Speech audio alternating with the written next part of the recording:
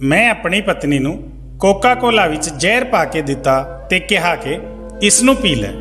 मैनूं अपनी पत्नी नाल बहुत नफरत सी क्योंकि मेरी पत्नी मेरे घर वालियां दी पसंद दी सी। मैं उस तो जान छुड़ाउण लई कोका कोला वाले गिलास विच ਜ਼ਹਿਰ पा के घर तो बाहर बाजार वल निकल गया। हुण मैं उसकी मौत की खबर सुनने लई बेचैन सी कि उदों अचानक मेरे पापा का फोन आया। उन्होंने दस्सिया कि पुत्त नूह दे आखिरी साह चल रहे हैं, तू जल्दी नाल घर आ जा, वो तेनों कुछ दसना चाहती है।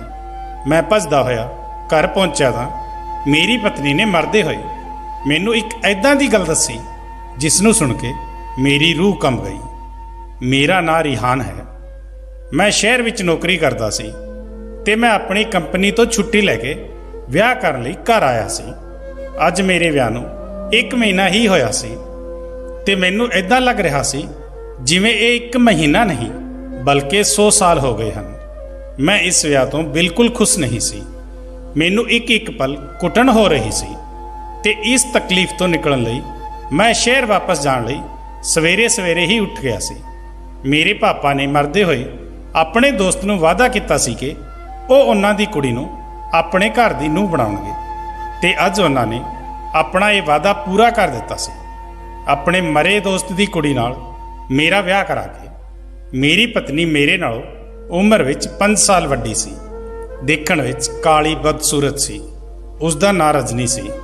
ਮੈਂ ਗੁੱਸੇ ਵਿੱਚ ਘਰ ਤੋਂ ਨਿਕਲਣ ਲੱਗਿਆ ਤਾਂ ਰਜਨੀ ਮੇਰੇ ਸਾਹਮਣੇ ਹੱਥ ਜੋੜਨ ਲੱਗੀ ਕਿ ਇੰਨਾ ਜਲਦੀ ਵਾਪਸ ਨਾ ਜਾਓ। ਮੇਰੀ ਪਤਨੀ ਮੈਨੂੰ ਅੱਖੀਂ ਦੇਖੀ ਵੀ ਚੰਗੀ ਨਹੀਂ ਲੱਗਦੀ ਸੀ। ਮੈਨੂੰ ਉਸ ਦਾ ਬੋਲਣਾ ਵੀ ਜ਼ਹਿਰ ਲੱਗ ਰਿਹਾ ਸੀ। ਮੈਂ ਚਾਹੁੰਦਾ ਸੀ ਕਿ ਮੇਰੀ ਪਤਨੀ ਮੇਰੀਆਂ ਅੱਖਾਂ ਦੇ ਸਾਹਮਣੇ ਤੋਂ ਦੂਰ ਚਲੀ ਜਾਵੇ, ਜਿਸ ਨਾਲ ਮੈਨੂੰ ਉਸ ਦਾ ਚਿਹਰਾ ਨਾ ਦੇਖਣਾ ਪਵੇ। ਇਹ ਤਾਂ ਮੁਮਕਿਨ ਨਹੀਂ ਸੀ ਕਿਉਂਕਿ ਉਹ ਨੂੰਹ ਬਣ ਕੇ ਮੇਰੇ ਘਰ ਆ ਚੁੱਕੀ ਸੀ ਤਾਂ ਉਹ ਇਹ ਘਰ ਛੱਡ ਕੇ ਨਹੀਂ ਜਾ ਸਕਦੀ ਸੀ। ਪਰ ਘੱਟੋ ਘੱਟ ਮੈਂ ਤਾਂ ਇਸ ਘਰ ਨੂੰ ਤੇ ਉਸ ਨੂੰ ਛੱਡ ਕੇ ਸ਼ਹਿਰ ਜਾ ਸਕਦਾ ਸੀ क्योंकि मैं शहर में ही नौकरी करता सी। मैं अपने पापा के कहण ते ਜ਼ਹਿਰ का कड़वा घुट पी लिया सी, पर मैं अपनी नवीं नवेली दुल्हन रजनी नाल कोई समझौता नहीं किया सी ते उसनूं साफ साफ कह दिता सी कि इन्नी जल्दी वापस शहर जाण दा मेरा भी इरादा नहीं सी। मैं तेरी शक्ल हुण होर ज़्यादा नहीं देख सकता हाँ। तेरी एक काली जही शक्ल मैनूं डराउंदी है। मैं महसूस किया कि मेरी गल सुन के ਉਹ ਇੱਕਦਮ ਮੁਰਝਾ ਗਈ ਸੀ। ਫਿਰ ਅੱਖਾਂ ਵਿੱਚ ਹੰਝੂ ਭਰ ਕੇ ਬੋਲੀ, ਮੈਂ ਤੁਹਾਡੇ ਬਿਨਾਂ ਨਹੀਂ ਰਹਿ ਸਕਦੀ। ਰਜਨੀ ਦੀ ਗੱਲ ਸੁਣ ਕੇ ਮੈਂ ਉਸ ਦਾ ਮੂੰਹ ਦੇਖਦਾ ਰਹਿ ਗਿਆ ਸੀ। ਮੈਨੂੰ ਮਨ ਹੀ ਮਨ ਹੱਸੀ ਆ ਗਈ ਸੀ ਕਿ ਇਹ ਕਾਲੀ ਕਲੂਟੀ ਕੁੜੀ ਮੇਰੇ ਵਰਗੇ ਸੋਹਣੇ ਮੁੰਡੇ ਨਾਲ ਰਹਿਣ ਦੇ ਸੁਪਨੇ ਦੇਖ ਰਹੀ ਸੀ। ਖੈਰ ਇਸ ਵਿੱਚ ਰਜਨੀ ਦੀ ਗਲਤੀ ਨਹੀਂ ਸੀ। ਇਹ ਸੁਪਨਾ ਸ਼ਾਇਦ ਉਹ ਮੇਰੀ ਵਜ੍ਹਾ ਨਾਲ ਹੀ ਦੇਖ ਰਹੀ ਸੀ ਕਿਉਂਕਿ ਮੈਂ ਭਾਵਨਾਵਾਂ ਵਿੱਚ ਬਹਿ ਗਿਆ ਸੀ। सुहाग रात रजनी नाल मना चुकिया सी। मैं खुद ते काबू नहीं कर पाया ते यही मेरी गलती सी। पर हुण मैं रजनी नूं होर बर्दाश्त नहीं कर सकता सी। माँ ते पापा नूं जदों पता चलिया कि मैं शहर वापस जा रहा हाँ तां ओह दोवें मेरे कोल आ गए ते ओह मैनूं समझा रहे सी कि अजे तेरे विआह नूं 1 महीना ही तां होया है ते तूं नूह नूं छड्ड के जा रहा है। मैं पापा दी गल सुन रहा सी क्योंकि मैं उन्हां दा बहुत ही आग्याकारी बेटा सी। मेरे पापा बहुत तारीफ करते सन कि मैं उन्होंने सारी गल मनता हाँ तो मैं भी नहीं चाहता सी कि मेरी वजह नाल मेरे पापा का दिल दुखे।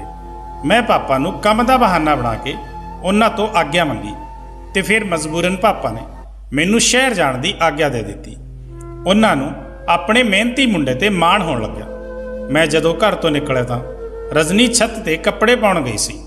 मैं उसनूं दस्से बगैर ही घर तो निकल आया ते खुले माहौल में साह लई।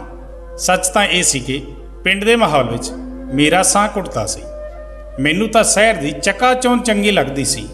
चाहता तो मैं अपने पिंड विच भी कोई खुद का बिजनेस कर सकता सी, पर मैनू पिंड विच रह के काम करना बिल्कुल भी पसंद नहीं सी ते मैं जिवें भी करके शहर विच काम कर लिया सी ते उत्थे रहन लग्या सी। पिंड विच तां बस नाम दे लई कदे कदे आउंदा सी। जिवें ही मैं एयरपोर्ट ते उतरिया मेरी महंगी कार दे नाल बाडीगार्ड आ पहुंचे सी।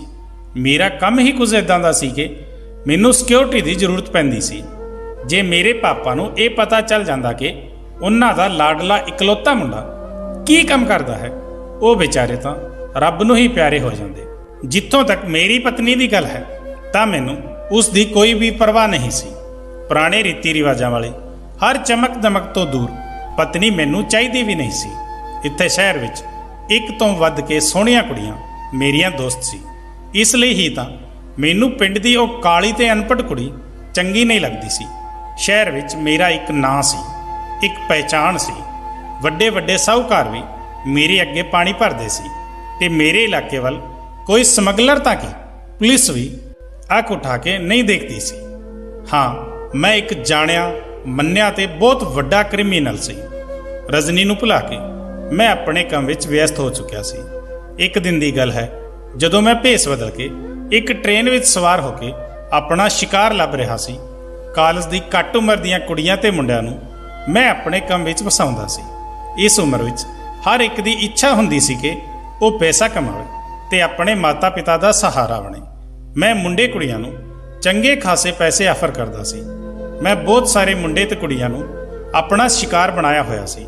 ਹਮੇਸ਼ਾ ਦੀ ਤਰ੍ਹਾਂ ਉਸ ਦਿਨ ਵੀ ਟ੍ਰੇਨ ਵਿੱਚ ਬਹੁਤ ਭੀੜ ਸੀ। ਮੈਂ ਸੀਟ ਤੇ ਬੈਠਿਆ ਹੋਇਆ ਸੀ ਅਤੇ ਇੱਕ ਕੁੜੀ ਮੇਰੇ ਸਾਈਡ ਵਿੱਚ ਖੜੀ ਸੀ। ਉਹ ਦੇਖਣ ਵਿੱਚ ਗਰੀਬ ਘਰ ਦੀ ਲੱਗ ਰਹੀ ਸੀ। ਉਸ ਦਾ ਬੈਗ ਵੀ ਬਹੁਤ ਪੁਰਾਣਾ ਸੀ। ਉਸ ਦੇ ਜੁੱਤੇ ਵੀ ਫਟੇ ਪੁਰਾਣੇ ਸੀ। ਉਸ ਕੁੜੀ ਦਾ ਹੁਲੀਆ ਉਸ ਦੀ ਗਰੀਬੀ ਦੀ ਦਾਸਤਾਨ ਚੀਖ ਚੀਖ ਕੇ ਸੁਣਾ ਰਿਹਾ ਸੀ। ਮੇਰਾ ਨਵਾਂ ਸ਼ਿਕਾਰ ਮਿਲ ਚੁੱਕਿਆ ਸੀ। ਮੈਨੂੰ ਪਤਾ ਸੀ ਕਿ ਇੱਦਾਂ ਦੀ ਕੁੜੀਆਂ ਨੂੰ ਫਸਾਉਣਾ ਬਹੁਤ ਆਸਾਨ ਹੁੰਦਾ ਹੈ। ਇੱਦਾਂ ਦੀ ਕੁੜੀਆਂ ਗਰੀਬੀ ਤੋਂ ਜਾਨ ਛੁਡਾਉਣ ਲਈ ਕਿਸੇ ਵੀ ਹੱਦ ਤੱਕ ਜਾ ਸਕਦੀਆਂ ਹਨ। ਮੈਂ ਆਪਣੀ ਸੀਟ ਤੋਂ ਉੱਠਿਆ ਤੇ ਉਸ ਨੂੰ ਬੋਲਿਆ ਕਿ ਤੂੰ ਇਸ ਸੀਟ ਤੇ ਆ ਕੇ ਬੈਠ ਜਾ। ਉਹ ਕੁੜੀ ਮੇਰੀ ਗੱਲ ਸੁਣਦੇ ਹੀ ਗੁੱਸੇ ਨਾਲ ਭੜਕ ਉੱਠੀ ਤੇ ਮੈਨੂੰ ਘੂਰਨ ਲੱਗੀ ਤੇ ਕਹਿਣ ਲੱਗੀ, ਮੈਂ ਤੇਰੇ ਵਰਗੇ ਮੁੰਡਿਆਂ ਨੂੰ ਚੰਗੀ ਤਰ੍ਹਾਂ ਜਾਣਦੀ ਹਾਂ। ਕੁੜੀਆਂ ਨਾਲ ਗੱਲਾਂ ਕਰਨ ਦਾ ਬਹਾਨਾ ਚਾਹੀਦਾ ਤੈਨੂੰ। ਬਸ ਤੁਸੀਂ ਕੁੜੀ ਨੂੰ ਸੀਟ ਦੇ ਦਿਓ ਤੇ ਉਸ ਨਾਲ ਗੱਲ ਕਰਨੀ ਸ਼ੁਰੂ ਕਰ ਦਿਓ। ਇਹ ਤਰੀਕਾ ਪੁਰਾਣਾ ਹੋ ਚੁੱਕਿਆ ਹੈ। ਮੈਂ ਤੇਰੇ ਵਰਗੇ ਮੁੰਡਿਆਂ ਦੇ ਸਾਰੇ ਹੱਥਕੰਡੇ ਜਾਣਦੀ ਹਾਂ। ਮੈਨੂੰ ਉਸ ਦੀ ਇਹ ਗੱਲ ਵੀ ਚੰਗੀ ਲੱਗੀ ਸੀ। ਮੈਨੂੰ ਪਤਾ ਲੱਗ ਗਿਆ ਸੀ ਕਿ ਇਹ ਮੇਰੇ ਲਈ ਬਹੁਤ ਹੀ ਕੰਮ ਵਾਲੀ ਸਾਬਤ ਹੋਵੇਗੀ। ਮੇਰੇ ਸਾਹਮਣੇ ਇੱਕ ਮੇਰੀ ਡਰਪੋਕ ਜਿਹੀ ਪਤਨੀ ਦਾ ਚਿਹਰਾ ਘੁੰਮ ਗਿਆ ਸੀ ਤੇ ਉਸ ਦਾ ਚਿਹਰਾ ਯਾਦ ਆਉਂਦੇ ਹੀ ਮੇਰਾ ਮੂੰਹ ਕੜਵਾ ਹੋ ਗਿਆ ਸੀ। ਉਸ ਦਿਨ ਦੇ ਬਾਅਦ ਮੈਂ ਹਰ ਰੋਜ਼ ਉਸ ਸਟੇਸ਼ਨ ਤੇ ਜਾ ਕੇ ਖੜਾ ਹੋ ਜਾਂਦਾ ਸੀ ਜਿਸ ਸਟੇਸ਼ਨ ਤੋਂ ਉਹ ਟ੍ਰੇਨ ਲੈਂਦੀ ਸੀ ਤੇ ਮੈਂ ਵੀ ਉਸ ਦੇ ਪਿੱਛੇ ਪਿੱਛੇ ਉਸ ਡੱਬੇ ਵਿੱਚ ਚੜ੍ਹ ਜਾਂਦਾ ਸੀ। ਉਸ ਕੁੜੀ ਨਾਲ ਕੋਈ ਨਾ ਕੋਈ ਗੱਲ ਕਰਨ ਦਾ ਬਹਾਨਾ ਲੱਭਦਾ ਰਹਿੰਦਾ। ਮੈਂ ਆਪਣੇ ਕੁਝ ਖਾਸ ਲੋਕਾਂ ਨੂੰ ਉਸ ਦੀ ਜਾਸੂਸੀ ਤੇ ਲਗਾ ਦਿੱਤਾ ਸੀ। ਅਗਲੇ ਹੀ ਦਿਨ ਮੈਨੂੰ ਉਸ ਦੀ ਪੂਰੀ ਜਾਣਕਾਰੀ ਮਿਲ ਚੁੱਕੀ ਸੀ। ਉਹ ਬਹੁਤ ਹੀ ਗਰੀਬ ਪਰਿਵਾਰ ਤੋਂ ਸੀ। ਉਸ ਦਾ ਇੱਕ ਹੀ ਕਮਰੇ ਦਾ ਮਕਾਨ ਸੀ। ਉਹ ਆਪਣੇ ਬੁੱਢੇ ਮਾਂ-ਬਾਪ ਦੀ ਇਕਲੌਤੀ ਕੁੜੀ ਸੀ। ਉਸ ਕੁੜੀ ਦਾ ਨਾਂ ਮਾਨਵੀ ਸੀ। ਉਸ ਦੇ ਕਾਲਜ ਦਾ ਵੀ ਪਤਾ ਕਰਵਾ ਲਿਆ ਸੀ। ਫਿਰ ਮੈਂ ਕੁਝ ਦਿਨ ਆਪਣੇ ਕੰਮ ਵਿੱਚ ਬਹੁਤ ਜ਼ਿਆਦਾ ਵਿਅਸਤ ਹੋ ਗਿਆ ਤੇ ਮਾਨਵੀ ਨਾਲ ਟ੍ਰੇਨ ਵਿੱਚ ਨਹੀਂ ਗਿਆ ਤੇ ਮੈਨੂੰ ਕੁਝ ਖਾਲੀ ਖਾਲੀ ਜਿਹਾ ਮਹਿਸੂਸ ਹੋਣ ਲੱਗਿਆ ਸੀ ਤੇ ਮੈਂ ਆਪਣੀ ਇਸ ਹਾਲਤ ਤੋਂ ਬੇਖਬਰ ਸੀ। ਹੁਣ ਮੈਨੂੰ ਕੁਝ ਖਾਲੀ ਖਾਲੀ ਮਹਿਸੂਸ ਹੋਣ ਲੱਗਿਆ। ਇੱਕ ਦਿਨ ਮੈਂ ਉਸ ਦੇ ਕਾਲਜ ਗਿਆ ਤੇ ਉਸ ਦੀ ਸਹੇਲੀ ਨੂੰ ਕਹਿ ਦਿੱਤਾ ਸੀ ਕਿ ਮਾਨਵੀ ਦੀ ਪਲ ਪਲ ਦੀ ਰਿਪੋਰਟ ਮੈਨੂੰ ਚਾਹੀਦੀ ਹੈ। ਪਹਿਲਾਂ ਤਾਂ ਮਾਨਵੀ ਦੀ ਸਹੇਲੀ ਨਹੀਂ ਮੰਨ ਰਹੀ ਸੀ, ਪਰ ਉਸ ਦੀ ਆਕੜ ਤਾਂ ਮੇਰੇ ਨਾਲ ਖੜੇ ਵੱਡੀ ਵੱਡੀ ਮੁੰਛਾਂ ਵਾਲੇ ਬੋਡੀਗਾਰਡ ਨੂੰ ਦੇਖ ਕੇ ਹੀ ਖਤਮ ਹੋ ਗਈ ਸੀ। ਫਿਰ ਉਸ ਕੁੜੀ ਨੇ ਮੇਰੇ ਤੋਂ ਮੇਰਾ ਨੰਬਰ ਲਿਆ। ਨੰਬਰ ਲਿਖਾ ਕੇ ਮੈਂ ਉੱਥੋਂ ਉੱਠਿਆ, ਪਰ ਪਤਾ ਨਹੀਂ ਕਿਉਂ ਮੇਰਾ ਦਿਲ ਬਾਰ-ਬਾਰ ਮਾਨਵੀ ਨੂੰ ਦੇਖਣ ਨੂੰ ਕਰਨ ਲੱਗਿਆ ਸੀ। ਅਗਲੇ ਕੁਝ ਦਿਨ ਮੇਰੇ ਬਹੁਤ ਹੀ ਵਿਅਸਤ ਨਿਕਲੇ ਸੀ ਤੇ ਇਸ ਵਿਚਾਲੇ ਮੈਂ ਮਾਨਵੀ ਨੂੰ ਨਹੀਂ ਦੇਖ ਪਾਇਆ ਸੀ, ਪਰ ਉਸ ਦਾ ਖਿਆਲ ਬਾਰ-ਬਾਰ ਮੈਨੂੰ ਤੰਗ ਕਰਦਾ ਸੀ। ਤੇ ਫਿਰ ਇੱਕ ਦਿਨ ਅਚਾਨਕ ਮਾਨਵੀ ਦੀ ਸਹੇਲੀ ਦਾ ਫੋਨ ਆਇਆ। ਉਸਨੇ ਦੱਸਿਆ ਕਿ 2 ਦਿਨ ਬਾਅਦ ਮਾਨਵੀ ਦਾ ਵਿਆਹ ਹੋ ਰਿਹਾ ਹੈ। ਇਹ ਗੱਲ ਸੁਣਦੇ ਹੀ ਮੇਰਾ ਦਿਲ ਟੁੱਟ ਕੇ ਬਿਖਰ ਗਿਆ ਸੀ। ਉਸਨੇ ਆਪਣੀ ਸਹੇਲੀ ਨੂੰ ਵਿਆਹ ਵਿੱਚ ਬੁਲਾਇਆ ਸੀ, ਇਸ ਲਈ ਉਸਨੇ ਤੁਰੰਤ ਮੈਨੂੰ ਫੋਨ ਕਰਕੇ ਦੱਸ ਦਿੱਤਾ।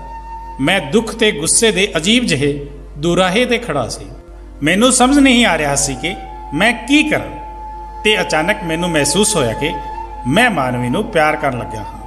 ਮੈਨੂੰ ਆਪਣੀ ਹਾਲਤ ਤੇ ਬਹੁਤ ਹੱਸੀ ਆਈ ਸੀ ਤੇ ਫਿਰ ਮੈਂ ਬੈਠ ਕੇ ਸੋਚਿਆ ਕਿ ਕੀ ਕਰਨਾ ਚਾਹੀਦਾ ਹੈ। ਉਸ ਸਮੇਂ ਮੇਰੇ ਦਿਮਾਗ ਵਿੱਚ ਖਿਆਲ ਆਇਆ ਤੇ ਮਾਨਵੀ ਦੀ ਬਰਾਤ ਆਉਣ ਤੋਂ ਠੀਕ ਪਹਿਲਾਂ ਮੈਂ ਆਪਣੇ ਇੱਕ ਭਰੋਸੇ ਦੇ ਆਦਮੀ ਨੂੰ ਭੇਜ ਕੇ ਮਾਨਵੀ ਨੂੰ ਉਸ ਦੇ ਘਰ ਤੋਂ ਉਠਾ ਲਿਆ ਸੀ। ਉਸ ਨੂੰ ਆਪਣੇ ਘਰ ਦੇ ਇੱਕ ਕਮਰੇ ਵਿੱਚ ਬੰਦ ਕਰ ਦਿੱਤਾ ਸੀ। ਮੈਂ ਆਪਣੇ ਆਦਮੀਆਂ ਨੂੰ ਸਖਤੀ ਨਾਲ ਬੋਲ ਰੱਖਿਆ ਸੀ ਕਿ ਇਸ ਕੁੜੀ ਨੂੰ ਕਿਸੇ ਵੀ ਤਰ੍ਹਾਂ ਦੀ ਕੋਈ ਪਰੇਸ਼ਾਨੀ ਨਹੀਂ ਹੋਣੀ ਚਾਹੀਦੀ। उसकी इज्जत की रखिया करना मेरी जिम्मेदारी सी ते मैं उस ते आँच भी नहीं आउण देना चाहता सी। मेरा दिल मानवी नूं देखण लई तड़फ रहा सी, पर मैं बड़ी मुश्किल नाल खुद नूं रोक रखिया सी।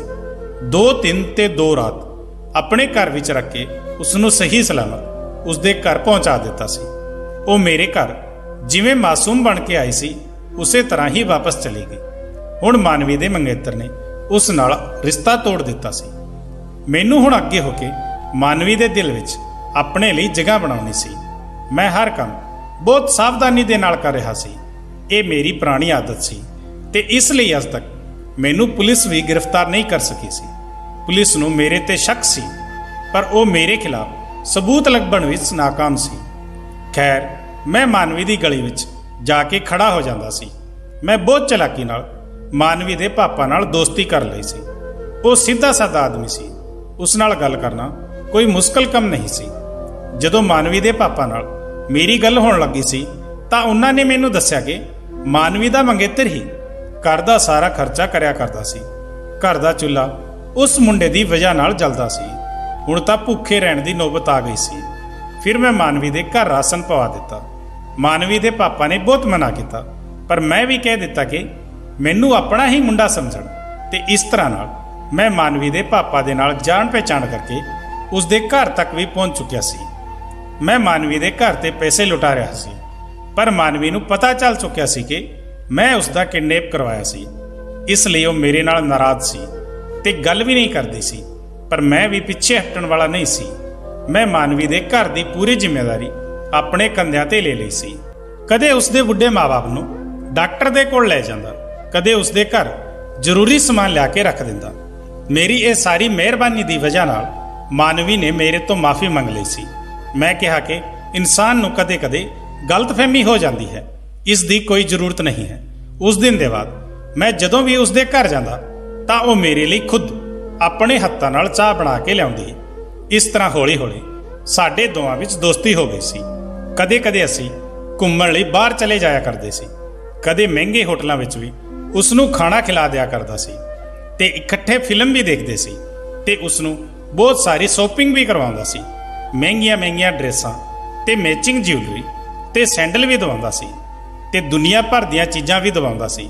इदां करन नाल मैनूं बिल्कुल भी अफसोस नहीं हुंदा सी, क्योंकि ये सब करन नाल मेरे दिल नूं बहुत ही सुकून मिलदा सी। मैं मानवी दी सुंदरता का दीवाना हो चुकिया सी। मेरे द्वारा दिते गए महंगे कपड़े ते ज्वैलरी नाल उसकी सुंदरता होर भी ज़्यादा निखर गई सी। मानवी का झुकाव भी मेरे वल सी। लुके शब्दों विच मैं उसनूं अपने प्यार का इजहार भी कर चुकिया सी ते ओ दिन मेरी जिंदगी का सब तो खूबसूरत दिन सी। जदों मैं मानवी के पापा तो उसका रिश्ता मंगिया सी ते मानवी के पापा नूं भी इस रिश्ते तो कोई इनकार नहीं सी, बल्कि वो तो खुशी नाल पागल हो गए सी। मानवी ने भी हाँ कर दी सी, पर फिर पता नहीं कित्थों उसनूं मेरे पहले ब्याह की खबर हो गई सी, जदों कि मैं अज तक उसनूं रजनी बारे नहीं दस्सिया सी। ये जान के मानवी सारा दिन रोंदी रहिंदी सी। उसदे हंझू देख के मेरा तां कलेजा फटिया जा रहा सी। मैं उसनूं विश्वास दिवाया कि रजनी साडे रस्ते का कंडा नहीं बनेगी, क्योंकि मैं उसनूं देखना भी पसंद नहीं करता सी ते वो बहुत सीधी सादी कुड़ी है। वो पिंड विच ही रहेगी ते असीं शहर विच रहांगे।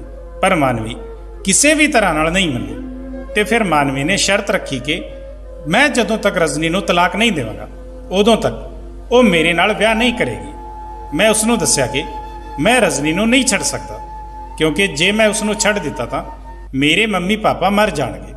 तां मानवी ने कहा, फिर तू इदां कुछ करके खुद रजनी घर छड्ड के भज जावे।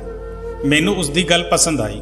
मजबूरन मैनू शहर तो सब कुछ छड्ड के दोबारा पिंड जाना पिया। मम्मी पापा ते रजनी मेरे पिंड आउण ते बहुत खुश सी, पर मेरा वर्ताव रजनी दे नाल बहुत ही सख्त सी। गल गल ते मैं उसनूं जलील करदा, उसनूं ताने दिंदा, पर वो मेरी किसी भी गल दा वापस जवाब नहीं दिंदी सी। वो खामोशी नाल हंझू वहाउंदी रहिंदी सी। उसकी काली शक्ल मैनू होर ज़्यादा गुस्सा दवाउंदी सी। मैं उसके काले रंग नूं ताने जरूर दिंदा सी। उसनूं कहंदा सी कि तेरे काले रंग ने मेरी किस्मत नूं भी काला कर दिता है। मैं उसनूं फड़ के शीशे दे सामने खड़ा कर दिंदा सी ते उसनूं पुछदा, दस तेरा ते मेरा मेल कित्थे मिलदा है? ਤੂੰ ਕਾਲੀ ਹਨੇਰੀ ਰਾਤ ਹੈ ਤੇ ਮੈਂ ਚਾਨਣ ਸਵੇਰਾ। ਰਜਨੀ ਦੀਆਂ ਅੱਖਾਂ ਵਿੱਚ ਹੰਝੂ ਭਰ ਜਾਂਦੇ ਸੀ ਤੇ ਉਹ ਮੈਨੂੰ ਦੇਖਣ ਲੱਗਦੀ ਸੀ। ਉਸਦੇ ਹੰਝੂਆਂ ਨਾਲ ਕੁਝ ਪਲ ਲਈ ਮੇਰੇ ਤੇ ਅਸਰ ਹੁੰਦਾ ਸੀ, ਪਰ ਮੈਂ ਆਪਣੇ ਦਿਲ ਦਾ ਕੀ ਕਰਦਾ। ਮੈਂ ਤਾਂ ਮਾਨਵੀ ਦੇ ਪਿਆਰ ਵਿੱਚ ਪਾਗਲ ਹੋ ਚੁੱਕਿਆ ਸੀ। ਮੈਂ ਰਜਨੀ ਨਾਲ ਬਹੁਤ ਹੀ ਬੁਰਾ ਵਰਤਾਵ ਕਰਨਾ ਸ਼ੁਰੂ ਕਰ ਚੁੱਕਿਆ ਸੀ ਤੇ ਹੁਣ ਤਾਂ ਨੌਬਤ ਕੁੱਟਣ ਮਾਰਨ ਤੇ ਆ ਗਈ ਸੀ। ਮੈਂ ਰਜਨੀ ਤੇ ਹੱਥ ਵੀ ਉਠਾਉਣਾ ਸ਼ੁਰੂ ਕਰ ਦਿੱਤਾ ਸੀ। ਮੇਰੀ ਇੰਨੀ ਬੇਦਰਦੀ ਦੇ ਬਾਅਦ ਵੀ ਉਹ ਇੱਕ ਸ਼ਬਦ ਵੀ ਮੈਨੂੰ ਨਹੀਂ ਕਹਿੰਦੀ ਸੀ। ਮੈਨੂੰ ਉਸਦੇ ਸਰੀਰ ਤੇ ਬਹੁਤ ਜ਼ਿਆਦਾ ਗੁੱਸਾ ਹੁੰਦਾ ਸੀ। ਉਹ ਬਹੁਤ ਹੀ ਸਖਤ ਜਾਣ ਪੈਂਦੀ ਸੀ। ਮੈਂ ਜਿੰਨਾ ਉਸ ਤੋਂ ਦੂਰ ਭੱਜਦਾ ਉਹ ਓਨਾ ਹੀ ਮੇਰੀ ਤੇ ਮਰਦੀ ਸੀ। ਮੇਰੀ ਜ਼ਿੰਦਗੀ ਵਿੱਚ ਜੇ ਮਾਨਵੀ ਨਾ ਹੁੰਦੀ ਤਾਂ ਸ਼ਾਇਦ ਹੁਣ ਤੱਕ ਮੈਂ ਰਜਨੀ ਦੀਆਂ ਚੰਗਿਆਈ ਦਾ دیਵਾਨਾ ਬਣ ਚੁੱਕਿਆ ਹੁੰਦਾ। ਪਰ ਹੁਣ ਮੈਂ ਉਸ ਤੋਂ ਜਾਨ ਛੁਟਾਉਣਾ ਚਾਹੁੰਦਾ ਸੀ ਤੇ ਉਸ ਦੀ ਇਹ ਹਰਕਤ ਮੈਨੂੰ ਹੋਰ ਵੀ ਜ਼ਿਆਦਾ ਗੁੱਸਾ ਕਰਦੀ ਸੀ। ਮੈਂ ਜਲਦੀ ਮਾਨਵੀ ਦੇ ਕੋਲ ਜਾਣਾ ਚਾਹੁੰਦਾ ਸੀ। ਉਸ ਦੀ ਸੋਹਣੀ ਜਿਹੀ ਸੂਰਤ ਮੈਨੂੰ ਬਹੁਤ ਯਾਦ ਆਉਂਦੀ ਸੀ। ਪਿੰਡ ਆਏ ਹੋਏ ਮੈਨੂੰ 2 ਮਹੀਨੇ ਹੋ ਗਏ ਸੀ। ਇਸ ਨਾਲ ਮੇਰੇ ਕਾਰੋਬਾਰ ਤੇ ਬਹੁਤ ਬੁਰਾ ਅਸਰ ਪੈ ਰਿਹਾ ਸੀ। ਮੈਂ ਮਾਨਵੀ ਨਾਲ ਫੋਨ ਤੇ ਗੱਲ ਕਰਦਾ ਰਹਿੰਦਾ ਸੀ। ਮੈਂ ਉਸ ਨੂੰ ਸਮਝਾਉਂਦਾ ਸੀ ਕਿ ਥੋੜਾ ਸਬਰ ਕਰ ਲੈ ਤੇ ਸਾਰੇ ਹਾਲਾਤ ਦੱਸਦਾ ਰਹਿੰਦਾ ਸੀ। ਇਹ ਵੀ ਦੱਸਦਾ ਸੀ ਕਿ ਰਜਨੀ ਕਿਸੇ ਵੀ ਤਰ੍ਹਾਂ ਮੇਰੇ ਨਾਲ ਰਿਸ਼ਤਾ ਖਤਮ ਨਹੀਂ ਕਰੇਗੀ। ਉਹ ਮੇਰੀ ਮਾਰ ਵੀ ਸਹਿੰਦੀ ਰਹਿੰਦੀ ਹੈ। ਤੇ ਫਿਰ ਮਾਨਵੀ ਨੇ ਮੈਨੂੰ ਇੱਕ ਸਲਾਹ ਦਿੱਤੀ ਜਿਸ ਨੂੰ ਸੁਣ ਕੇ ਮੇਰਾ ਦਿਲ ਦਹਿਲ ਗਿਆ। ਮਾਨਵੀ ਨੇ ਮੈਨੂੰ ਦੱਸਿਆ ਕਿ ਤੂੰ ਆਪਣੀ ਪਤਨੀ ਨੂੰ ਜ਼ਹਿਰ ਦੇ ਦੇ। ਇੱਕ ਪਲ ਦੇ ਲਈ ਮੇਰਾ ਦਿਲ ਡੁੱਬ ਗਿਆ ਸੀ, ਪਰ ਇਸ ਦੇ ਇਲਾਵਾ ਮੇਰੇ ਕੋਲ ਹੋਰ ਕੋਈ ਦੂਜਾ ਰਸਤਾ ਵੀ ਨਹੀਂ ਸੀ। ਮੈਂ ਕਿਹਾ ਠੀਕ ਹੈ, ਇਹ ਖੁਸ਼ਖਬਰੀ ਮੈਂ ਤੈਨੂੰ ਜਲਦੀ ਹੀ ਸੁਣਾਵਾਂਗਾ। ਤੇ ਇਹ ਕਹਿ ਕੇ ਮੈਂ ਫੋਨ ਰੱਖ ਦਿੱਤਾ। ਸਵੇਰ ਹੋ ਚੁੱਕੀ ਸੀ। ਰਾਤ ਨੂੰ ਜਦੋਂ ਮੈਂ ਸੋ ਰਿਹਾ ਸੀ ਤਾਂ ਅਚਾਨਕ ਤੋਂ ਮੇਰੀ ਨੀਂਦ ਖੁੱਲੀ ਤਾਂ ਰਜਨੀ ਬੈੱਡ ਤੇ ਨਹੀਂ ਸੀ। ਮੈਂ ਉੱਠ ਕੇ ਰਜਨੀ ਨੂੰ ਘਰ ਵਿੱਚ ਲੱਭਿਆ, ਪਰ ਉਹ ਕਿਤੇ ਨਜ਼ਰ ਨਹੀਂ ਆਈ। ਫਿਰ ਮੈਂ ਛੱਤ ਤੇ ਗਿਆ ਤਾਂ ਉਹ ਉੱਥੇ ਹੀ ਬੈਠੀ ਹੋਈ ਸੀ। ਉਸ ਦੀਆਂ ਅੱਖਾਂ ਵਿੱਚੋਂ ਹੰਝੂ ਵਹਿ ਰਹੇ ਸੀ। ਉਸ ਸਮੇਂ ਮੈਂ ਉਸ ਨਾਲ ਬਹੁਤ ਹੀ ਪਿਆਰ ਨਾਲ ਗੱਲ ਕੀਤੀ ਸੀ ਤੇ ਪੁੱਛਿਆ, ਕੀ ਹੋਇਆ ਰਜਨੀ? ਮੇਰੇ ਪੁੱਛਣ ਤੇ ਉਸਨੇ ਬਸ ਹਲਕਾ ਜਿਹਾ ਮੁਸਕਰਾ ਦਿੱਤਾ, ਪਰ ਆਪਣੇ ਬੁੱਲਾਂ ਤੇ ਕੋਈ ਸ਼ਿਕਾਇਤ ਨਹੀਂ ਲੈ ਕੇ ਆਈ। ਮੈਂ ਕਿਹਾ, ਰਜਨੀ ਮੈਂ ਬਹੁਤ ਬੁਰਾ ਹਾਂ ਨਾ? ਮੇਰੇ ਸ਼ਬਦਾਂ ਵਿੱਚ ਬਣਾਉਟੀ ਪਿਆਰ ਭਰਿਆ ਹੋਇਆ ਸੀ ਤੇ ਮੇਰੇ ਇਸ ਪਿਆਰ ਨਾਲ ਉਹ ਤੜਫ ਕੇ ਰਹਿ ਗਈ ਸੀ ਤੇ ਕਹਿਣ ਲੱਗੀ, ਬੁਰੀ ਤਾਂ ਮੈਂ ਹਾਂ। ਮੈਂ ਤੁਹਾਡੀ ਜ਼ਿੰਦਗੀ ਨੂੰ ਨਰਕ ਬਣਾ ਦਿੱਤਾ ਹੈ। ਜਦੋਂ ਤੁਹਾਨੂੰ ਦੇਖਦੀ ਹਾਂ ਤਾਂ ਮੇਰਾ ਦਿਲ ਬਹੁਤ ਦੁਖਦਾ ਹੈ। ਤੁਹਾਡੇ ਵਰਗੇ ਸੋਹਣੇ ਮੁੰਡੇ ਨੂੰ ਮੇਰੇ ਵਰਗੀ ਬਦਸੂਰਤ ਪਤਨੀ ਮਿਲੀ ਹੈ। ਤੁਸੀਂ ਕਿੱਥੋਂ ਬੁਰੇ ਹੋ? ਬੁਰੀ ਤਾਂ ਮੈਂ ਹਾਂ। ਉਸ ਦੀਆਂ ਗੱਲਾਂ ਮੈਨੂੰ ਅਹਿਸਾਸ ਦਿਵਾ ਰਹੀਆਂ ਸੀ ਕਿ ਮੈਂ ਕਿੰਨਾ ਡਿੱਗਿਆ ਹੋਇਆ ਇਨਸਾਨ ਹਾਂ। ਪਰ ਉਹ ਕਹਿੰਦੇ ਹਨ ਕਿ ਜਿਸ ਦੀ ਸ਼ਕਲ ਕਾਲੀ ਹੁੰਦੀ ਹੈ ਉਸ ਦਾ ਦਿਲ ਬਹੁਤ ਸਾਫ਼ ਹੁੰਦਾ ਹੈ। ਰਜਨੀ ਦਿਲ ਦੀ ਬਹੁਤ ਸਾਫ਼ ਕੁੜੀ ਸੀ। ਮੈਂ ਰਜਨੀ ਦੇ ਹੰਝੂ ਪੁੱਛਦੇ ਹੋਏ ਕਿਹਾ, ਚੰਗਾ ਇਹ ਸਭ ਛੱਡ, ਅੱਜ ਬਹੁਤ ਗਰਮੀ ਹੈ। ਕੋਲਡ ਡਰਿੰਕ ਵਿੱਚ ਕੀ ਪੀਣਾ ਪਸੰਦ ਕਰੇਗੀ? ਉਸਨੇ ਕੋਕਾ ਕੋਲਾ ਦਾ ਨਾਂ ਲਿਆ ਤਾਂ ਮੈਂ ਮੁਸਕਰਾ ਦਿੱਤਾ ਤੇ ਕਿਹਾ, ਕੱਲ ਸਵੇਰੇ ਲਿਆ ਦੇਵਾਂਗਾ। ਇੱਕ ਪਲ ਲਈ ਮੇਰੇ ਦਿਲ ਨੇ ਚਾਹਿਆ ਕਿ ਇਹ ਸਮਾਂ ਇੱਥੇ ਹੀ ਰੁਕ ਜਾਵੇ ਤੇ ਮੈਨੂੰ ਇਸ ਮਾਸੂਮ ਕੁੜੀ ਦੀ ਜਾਨ ਨਾ ਲੈਣੀ ਪਵੇ। ਪਰ ਮੇਰੀਆਂ ਨਜ਼ਰਾਂ ਦੇ ਸਾਹਮਣੇ ਮਾਨਵੀ ਦਾ ਚਿਹਰਾ ਆ ਗਿਆ। ਮੈਂ ਮਾਨਵੀ ਦੇ ਬਿਨਾਂ ਨਹੀਂ ਰਹਿ ਸਕਦਾ ਸੀ ਤੇ ਮਾਨਵੀ ਨੂੰ ਪਾਉਣ ਲਈ ਮੈਨੂੰ ਇੱਕ ਕੋੜਾ ਕੁੱਟ ਪੀਣਾ ਹੀ ਪਵੇਗਾ। ਮੈਂ ਕੁਝ ਦੇਰ ਰਜਨੀ ਦੇ ਕੋਲ ਬੈਠਣ ਤੋਂ ਬਾਅਦ ਰਜਨੀ ਨੂੰ ਕਿਹਾ, ਚੱਲੋ ਥੱਲੇ, ਨੀਂਦ ਆ ਰਹੀ ਹੈ। ਫਿਰ ਅਸੀਂ ਦੋਵੇਂ ਆਪਣੇ ਕਮਰੇ ਵਿੱਚ ਆ ਕੇ ਸੋ ਗਏ। ਅਗਲੀ ਸਵੇਰ ਮੈਂ ਬਾਹਰ ਗਿਆ ਤੇ ਘਰ ਵਾਪਸ ਜਾਣ ਲੱਗਿਆ ਤਾਂ ਰਸਤੇ ਵਿੱਚੋਂ ਮੈਂ ਉਸ ਦੇ ਲਈ ਕੋਕਾ ਕੋਲਾ ਲਿਆ ਤੇ ਉਸ ਦੇ ਵਿੱਚ ਜ਼ਹਿਰ ਮਿਲਾ ਦਿੱਤਾ। ਇਦਾਂ ਕਰਦੇ ਸਮੇਂ ਮੇਰੇ ਹੱਥ ਕੰਬ ਰਹੇ ਸੀ। ਮੈਂ ਪਸੀਨੇ ਨਾਲ ਭਿੱਜ ਚੁੱਕਿਆ ਸੀ। ਪਰ ਉਸ ਦਿਨ ਸ਼ੈਤਾਨ ਨੇ ਮੇਰੀ ਇੱਕ ਨਾ ਚੱਲਣ ਦਿੱਤੀ। ਉਹ ਮੇਰੇ ਤੇ ਪੂਰੀ ਤਰ੍ਹਾਂ ਹਾਵੀ ਹੋ ਚੁੱਕਿਆ ਸੀ। ਮੈਂ ਘਰ ਵੱਲ ਚੱਲ ਪਿਆ। ਘਰ ਪਹੁੰਚ ਕੇ ਮੈਂ ਝੂਠਾ ਪਿਆਰ ਦਿਖਾ ਕੇ ਉਹ ਕੋਕਾ ਕੋਲਾ ਰਜਨੀ ਕੋਲ ਰੱਖਿਆ ਤੇ ਕਿਹਾ ਕਿ ਇਸ ਨੂੰ ਪੀ ਲੈ।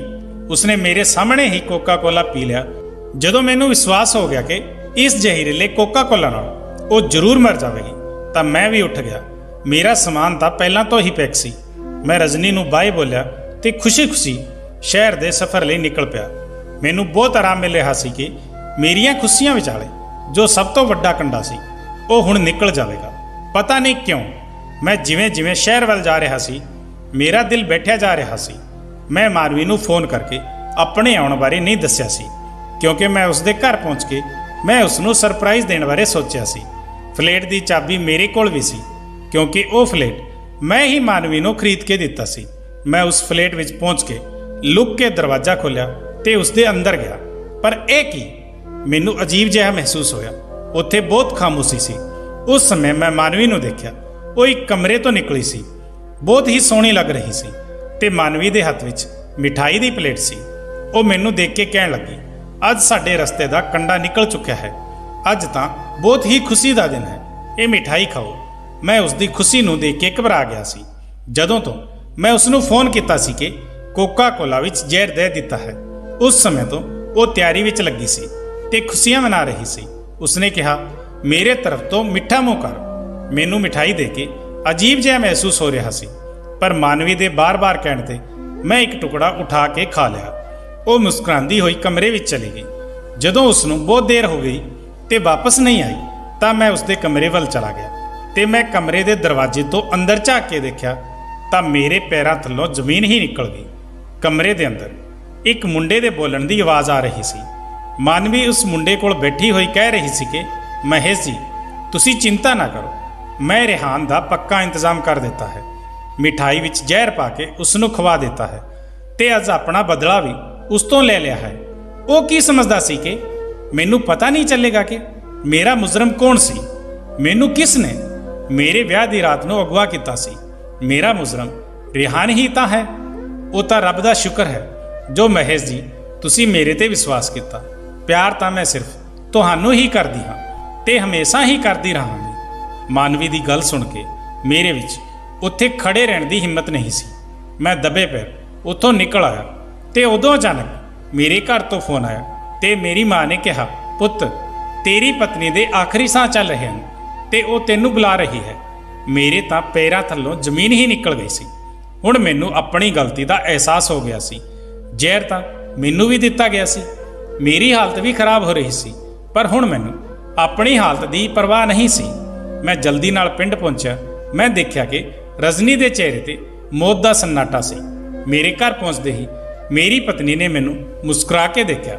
ਉਸ ਦੀ ਮੁਸਕਰਾਹਟ ਦੇਖ ਕੇ ਮੇਰੀ ਰੂਹ ਕੰਬ ਉੱਠੀ ਸੀ ਤੇ ਫਿਰ ਅਚਾਨਕ ਹੀ ਉਹ ਮੇਰੇ ਪੈਰ ਫੜ ਕੇ ਬੋਲੀ, ਤੁਸੀਂ ਮੈਨੂੰ ਮਾਫ ਕਰ ਦਿਓ। ਮੈਂ ਘਬਰਾ ਗਿਆ ਤੇ ਪੁੱਛਿਆ, ਕੀ ਹੋਇਆ ਰਜਨੀ? ਉਸਨੇ ਰੋਕ ਕੇ ਕਿਹਾ, ਮੈਂ ਤੁਹਾਡੀ ਅਲਮਾਰੀ ਦੀ ਤਲਾਸ਼ੀ ਲਈ ਸੀ। ਮੈਨੂੰ ਤੁਹਾਡੇ ਗਲਤ ਕੰਮ ਬਾਰੇ ਸਾਰੇ ਸਬੂਤ ਮਿਲ ਚੁੱਕੇ ਹਨ। ਮੈਂ ਉਸ ਦੀ ਗੱਲ ਸੁਣ ਕੇ ਹੈਰਾਨ ਰਹਿ ਗਿਆ। ਮੇਰੇ ਹੱਥ ਪੈਰ ਕੰਬਣ ਲੱਗੇ। ਜ਼ਹਿਰ ਆਪਣਾ ਕੰਮ ਕਰ ਰਿਹਾ ਸੀ, ਪਰ ਮੈਂ ਫਿਰ ਵੀ ਖੜਾ ਉਸ ਦੀ ਗੱਲ ਸੁਣ ਰਿਹਾ ਸੀ। ਉਹ ਕਹਿ ਰਹੀ ਸੀ ਕਿ ਮੈਂ ਸੋਚ ਰਹੀ ਸੀ ਕਿ ਤੁਹਾਡੇ ਖਿਲਾਫ ਕਾਨੂੰਨੀ ਕਾਰਵਾਈ ਕਰਾਂ ਜਾਂ ਨਾ ਕਰਾਂ। ਮੈਂ ਇਸ ਸੋਚ ਵਿੱਚ ਡੁੱਬੀ ਹੋਈ ਸੀ, ਪਰ ਮੈਂ ਤੁਹਾਨੂੰ ਰੱਬ ਦੀ ਮਾਰ ਤੋਂ ਬਚਾਉਣਾ ਚਾਹੁੰਦੀ ਸੀ। ਇਸ ਲਈ ਮੈਂ ਤੁਹਾਨੂੰ ਇਸ ਗਲਤ ਕੰਮ ਦੇ ਦਲਦਲ ਤੋਂ ਕੱਢਣਾ ਚਾਹੁੰਦੀ ਹਾਂ ਤੇ ਤੁਹਾਨੂੰ ਇਸ ਦਲਦਲ ਤੋਂ ਕੱਢਣ ਲਈ ਬਸ ਮੇਰੇ ਕੋਲ ਇੱਕ ਹੀ ਰਸਤਾ ਸੀ ਕਿ ਤੁਹਾਨੂੰ ਪੁਲਿਸ ਦੇ ਹਵਾਲੇ ਕਰ ਦੇਵਾਂ। ਮੈਂ ਅੱਜ ਹੀ ਤੁਹਾਡੇ ਖਿਲਾਫ ਕਾਨੂੰਨੀ ਕਾਰਵਾਈ ਕੀਤੀ ਹੈ। ਪੁਲਿਸ ਕਿਸੇ ਵੀ ਸਮੇਂ ਇੱਥੇ ਪਹੁੰਚ ਸਕਦੀ ਹੈ ਤੇ ਤੁਹਾਨੂੰ ਗ੍ਰਿਫਤਾਰ ਕਰ ਸਕਦੀ ਹੈ। ਰਜਨੀ ਦੀ ਕੋਈ ਵੀ ਗੱਲ ਮੈਨੂੰ ਬੁਰੀ ਨਹੀਂ ਲੱਗ ਰਹੀ ਸੀ। ਇੰਨਾ ਕਹਿੰਦੇ ਹੀ ਰਜਨੀ ਇੱਕਦਮ ਜ਼ਮੀਨ ਤੇ ਡਿੱਗ ਪਈ ਸੀ। ਮੈਂ ਫਟੀ ਅੱਖਾਂ ਨਾਲ ਉਸ ਨੂੰ ਦੇਖ ਰਿਹਾ ਸੀ। ਜਲਦੀ ਹੀ ਉਸ ਨੂੰ ਡਾਕਟਰ ਦੇ ਕੋਲ ਲੈ ਗਿਆ। ਰਜਨੀ ਦੀ ਹਾਲਤ ਬਹੁਤ ਜ਼ਿਆਦਾ ਖਰਾਬ ਸੀ। ਉਸ ਦੇ ਲਈ ਡਾਕਟਰ ਨੇ 48 ਘੰਟੇ ਬਹੁਤ ਹੀ ਖਤਰਨਾਕ ਦੱਸੇ ਸੀ। ਮੈਂ ਰੋ ਰੋ ਕੇ ਰੱਬ ਸਾਹਮਣੇ ਰਜਨੀ ਦੀ ਜ਼ਿੰਦਗੀ ਦੀ ਭੀਖ ਮੰਗ ਰਿਹਾ ਸੀ ਤੇ ਫਿਰ ਮੈਂ ਵੀ ਬੇਹੋਸ਼ ਹੋ ਕੇ ਡਿੱਗ ਪਿਆ। ਜਦੋਂ ਮੈਨੂੰ ਹੋਸ਼ ਆਇਆ ਤਾਂ ਆਪਣੇ ਕੋਲ ਡਾਕਟਰ ਨੂੰ ਖੜਾ ਦੇਖਿਆ ਤੇ ਸਭ ਤੋਂ ਪਹਿਲਾਂ ਮੈਂ ਰਜਨੀ ਬਾਰੇ ਪੁੱਛਿਆ। ਰੱਬ ਦੀ ਕਿਰਪਾ ਹੋਈ ਸੀ ਤੇ ਰਜਨੀ ਬਚ ਗਈ ਸੀ। ਜਦੋਂ ਮੇਰੀ ਤਬੀਅਤ ਕੁਝ ਠੀਕ ਹੋਈ ਤਾਂ ਪੁਲਿਸ ਮੈਨੂੰ ਗ੍ਰਿਫਤਾਰ ਕਰਕੇ ਲੈ ਗਈ। ਮੈਂ ਆਪਣਾ ਜ਼ੁਲਮ ਸਵੀਕਾਰ ਕਰ ਲਿਆ ਸੀ। ਜੇਲ੍ਹ ਵਿੱਚ ਮੈਂ ਦਿਨ ਰਾਤ ਰੱਬ ਤੋਂ ਰੋ ਰੋ ਕੇ ਆਪਣੇ ਪਾਪਾਂ ਦੀ ਮਾਫੀ ਮੰਗੀ ਸੀ। ਮੈਨੂੰ 15 ਸਾਲ ਦੀ ਜੇਲ੍ਹ ਹੋਈ ਸੀ। 15 ਸਾਲ ਦੇ ਬਾਅਦ ਜਦੋਂ ਮੈਂ ਜੇਲ੍ਹ ਤੋਂ ਬਾਹਰ ਆਇਆ ਤੇ ਜਦੋਂ ਆਪਣੇ ਜ਼ੁਲਮ ਦੀ ਸਜ਼ਾ ਭੁਗਤ ਕੇ ਮੈਂ ਵਾਪਸ ਆਪਣੇ ਘਰ ਜਾ ਰਿਹਾ ਸੀ ਤਾਂ ਮੈਂ ਸੋਚ ਰਿਹਾ ਸੀ ਕਿ ਪਤਾ ਨਹੀਂ ਰਜਨੀ ਮੈਨੂੰ ਮਾਫ ਕਰੇਗੀ ਜਾਂ ਨਹੀਂ। ਮੈਂ ਆਪਣੀ ਰਿਹਾਈ ਦੀ ਖਬਰ ਕਿਸੇ ਨੂੰ ਵੀ ਨਹੀਂ ਦਿੱਤੀ ਸੀ। ਚੁੱਪਚਾਪ ਘਰ ਪਹੁੰਚ ਗਿਆ ਸੀ ਤੇ ਬਾਹਰ ਦਰਵਾਜ਼ੇ ਤੇ ਹੀ ਰੁਕ ਗਿਆ ਸੀ। ਘਰ ਦੇ ਅੰਦਰ ਰਜਨੀ ਦੀ ਬਹੁਤ ਹੀ ਪਿਆਰੀ ਜਿਹੀ ਆਵਾਜ਼ ਆ ਰਹੀ ਸੀ। ਉਹ ਕਹਿ ਰਹੀ ਸੀ, ਮੇਰੀ ਮਾਂ ਨੂੰ, ਮਾਂ ਜੀ ਤੁਹਾਡਾ ਮੁੰਡਾ ਬਹੁਤ ਹੀ ਬਹਾਦਰ ਹੈ। ਕਦੇ ਵੀ ਆਪਣੇ ਮੁੰਡੇ ਨੂੰ ਕਿਸੇ ਤੋਂ ਘੱਟ ਨਾ ਸਮਝੋ। ਜਦੋਂ ਉਹ ਆਵੇਗਾ ਤਾਂ ਦੇਖ ਲੈਣਾ ਕਿੰਨਾ ਨੇਕ ਇਨਸਾਨ ਬਣ ਕੇ ਆਵੇਗਾ। ਉਹ ਆਪਣੇ ਰਸਤੇ ਤੋਂ ਭਟਕ ਗਏ ਸੀ, ਪਰ ਹੁਣ ਸਾਡਾ ਆਉਣ ਵਾਲਾ ਕੱਲ ਚੰਗਾ ਹੋਵੇਗਾ। ਮੇਰੇ ਤੋਂ ਹੋਰ ਜ਼ਿਆਦਾ ਬਰਦਾਸ਼ਤ ਨਹੀਂ ਹੋਇਆ ਤੇ ਮੈਂ ਭੱਜਦਾ ਹੋਇਆ ਘਰ ਦੇ ਅੰਦਰ ਗਿਆ ਤੇ ਰਜਨੀ ਦੇ ਪੈਰਾਂ ਵਿੱਚ ਬੈਠ ਗਿਆ ਤੇ ਰਜਨੀ ਤੋਂ ਰੋ ਰੋ ਕੇ ਆਪਣੇ ਪਾਪਾਂ ਦੀ ਮਾਫੀ ਮੰਗੀ। ਰਜਨੀ ਨੇ ਮੈਨੂੰ ਉਠਾ ਕੇ ਆਪਣੇ ਗਲ ਨਾਲ ਲਾ ਲਿਆ ਤੇ ਮਾਫ ਕਰ ਦਿੱਤਾ। ਮੈਂ ਤਾਂ ਆਪਣੇ ਮਾਂ-ਬਾਪ ਦੇ ਨਾਲ ਲਿਪਟ ਗਿਆ ਸੀ ਤੇ ਪਾਪਾ ਨੂੰ ਕਹਿਣ ਲੱਗਿਆ ਕਿ ਅੱਜ ਮੈਂ ਇੱਕ ਚੰਗਾ ਇਨਸਾਨ ਬਣਿਆ ਹਾਂ। ਉਹ ਵੀ ਸਿਰਫ ਤੇ ਸਿਰਫ ਤੁਹਾਡੀ ਵਜ੍ਹਾ ਨਾਲ, ਕਿਉਂਕਿ ਤੁਸੀਂ ਹੀ ਮੇਰੇ ਲਈ ਇੰਨਾ ਚੰਗਾ ਹਮਸਫਰ ਲੱਭਿਆ ਸੀ। ਹੁਣ ਮੈਨੂੰ ਰਜਨੀ ਦੀ ਸਾਂਵਲੀ ਰੰਗਤ ਚਾਂਦਨੀ ਵਰਗੀ ਮਹਿਸੂਸ ਹੋ ਰਹੀ ਸੀ। ਲੋਕ ਕਹਿੰਦੇ ਹਨ ਇਨਸਾਨ ਕਦੇ ਨਿਰਾਸ਼ ਨਹੀਂ ਹੁੰਦਾ, ਬਲਕਿ ਵੱਡਿਆਂ ਦੇ ਆਸ਼ੀਰਵਾਦ ਨਾਲ ਜੀਵਨ ਵਿੱਚ ਖੁਸ਼ੀਆਂ ਦੇ ਰੰਗ ਭਰ ਜਾਂਦੇ ਹਨ। ਮੇਰੇ ਵਿਆਹ ਨੂੰ 10 ਸਾਲ ਹੋ ਗਏ ਹਨ ਤੇ ਮੇਰੇ 2 ਜੁੜਵਾਂ ਧੀਆਂ ਹਨ। ਹੁਣ ਮੈਂ ਰਜਨੀ ਨਾਲ ਖੁਸ਼ੀ-ਖੁਸ਼ੀ ਜੀਵਨ ਬਿਤਾ ਰਿਹਾ ਹਾਂ। ਦੋਸਤੋ, ਹੁਣ ਤੁਸੀਂ ਹੀ ਦੱਸੋ, ਕਿਸ ਦਾ ਪਿਆਰ ਸੱਚਾ ਸੀ? ਜੋ ਮੈਂ ਮਾਨਵੀ ਨਾਲ ਕੀਤਾ ਸੀ ਉਹ, ਜਾਂ ਜੋ ਰਜਨੀ ਨੇ ਮੇਰੇ ਨਾਲ ਕੀਤਾ ਸੀ ਉਹ? ਕੌਣ ਸਹੀ ਸੀ, ਮੈਂ, ਮਾਨਵੀ ਜਾਂ ਮੇਰੀ ਪਤਨੀ ਰਜਨੀ? ਆਪਣੇ ਕੀਮਤੀ ਵਿਚਾਰ ਕਮੈਂਟ ਜ਼ਰੂਰ ਕਰਨਾ।